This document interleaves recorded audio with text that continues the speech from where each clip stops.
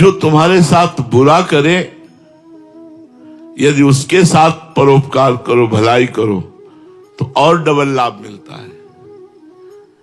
एक आपसे विरोध कर रहा है, आप उसका भला सोच रहे हो, भला बिना भगवान की कृपा के ऐसा कैसे सोचा जा सकता है।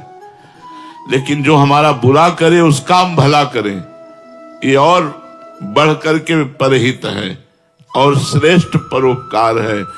यही सुंदर देवत्व है, मानवता में देवत्व है। पर ये होना कठिन है। जो हमारा अपमान करे, हमारी निंदा करे और हम उसके, पर अगर हम परोपकारी हैं तो डरेंगे नहीं। एक बार हमें एक डॉक्टर मिले पागल खाना के, तो हमने पूछा पागल तो पागल ही होते हैं, वो आपके ऊपर भी प्रहार करने की कभी चेष्टा की? बोले एक दो बार खोपड़ी फूटी। उनका आपको गुस्सा नहीं आया? बोले बिल्कुल नहीं। कहा क्यों? बोले हमें पता है वो पागल है, हमारा कर्तव्य है उसको ठीक करना। बोले बिल्कुल गुस्सा नहीं आई।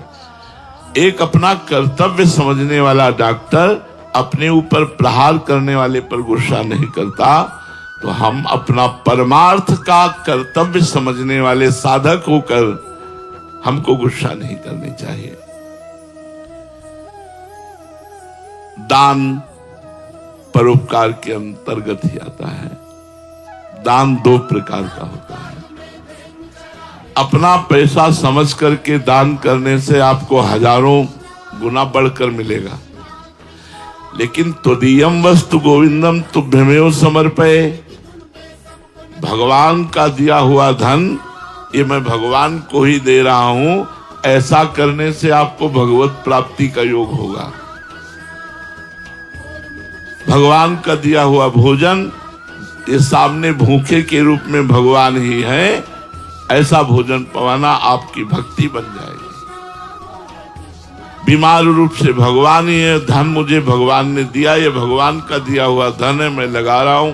मेरा हमारे एक दृष्टि में आए थे ऐसे महापुरुष, कानपुर के मैदा फैक्ट्री के मालिक थे। वो जब आते थे तो सैकड़ों कदम दूर सब गाड़ियां खड़ी हो जाती थी, जूते उतारकर नंगे पैर साधारण धोती कुर्ता में ऐसे आते थे। उन्होंने कानपुर में यज्ञ की, करोड़ों रुपया ऐसे खूब बड़ी यज्ञ, कानपुर तो बड़ा शहर है। और आप सेवा क्या करते थे? डस्टबिन और झाड़ू हाथ में, उसको जो डिब्बा नहीं होता, जहां कोई दोना पत्तल फेंक देता उसे उठाते। अगर कोई पूछता यज्ञ कौन करा रहा है, तो बोले भैया हमसे पूछो कितने डिब्बा कूड़ा फेंक आए, उसको तो बता सकते, हमें पता नहीं यज्ञ कौन करा रहा। स्वयं यज्ञ कराने वाला, लाखों करोड़ों की भोजन व्यवस्था करने वाला, बड़ी यज्ञ हुई थी, लेकिन कोई जान नहीं पाया यज्ञ की। जब हमें पता लगा तो हम कहा भाई तुम इस लोक के आदमी नहीं हो। इसलिए तो उन्होंने कहा महाराज मैं तो नौकर हूं, मालिक तो भगवान है, मैं क्यों कह दूं कि मैंने यज्ञ कराया, भगवान ने यज्ञ। अब किसी से मैं कहूं क्यों भगवान यज्ञ करा रहे हैं, ये भी चर्चा नहीं करनी है, मुझे तो अपने काम से मतलब।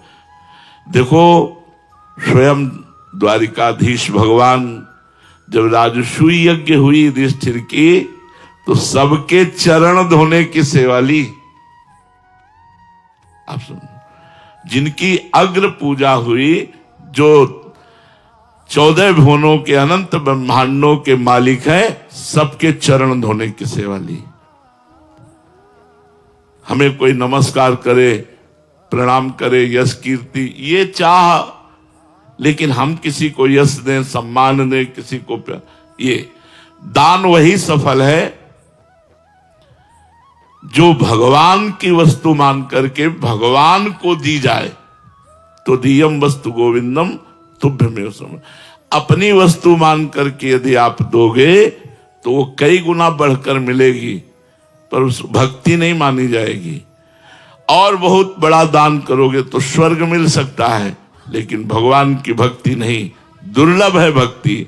भक्ति को कैसे प्राप्त करें?